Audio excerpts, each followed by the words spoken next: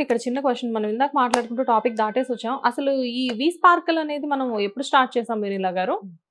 15 years back. 15 years back. But how spark but అయినా ఈ మధ్య కాలంలోనే ఇంత ఫేమస్ నేను అవ్వడానికి? సోషల్ మీడియాకి వచ్చింది 3 years, 2.5 years, 3 years. Okay. Okay. Okay. So social మీడియాకి ఉండే power plus points minus points రెండు చూపించేసాం. అంటే సోషల్ మీడియాలో ఉన్న అడ్వాంటేజ్ అదే. అయితే ఇలా పైకెళ్తారు. లేకపోతే ఏంటంటే ఆ పైనుంచి ఇలా తోసేయాలన్నా గాని చాలా ఈజీ అయిపోతుంది.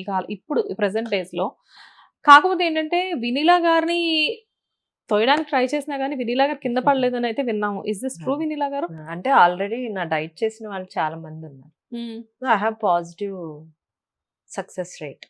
Positive success rate. వాళ్ళు తగ్గారు, చాలా మంది కన్సీవ్ అయ్యారు, చాలా మందికి పీసీఓడి వాళ్ళు ఒక 15-20 kgs తగ్గి వాకింగ్ చేసి కరెక్ట్ గా పడుకొని కరెక్ట్ గా తిని సీట్ సైక్లింగ్స్ చేసి చక్కగా విన్న వాళ్ళందరూ బాగున్నారు.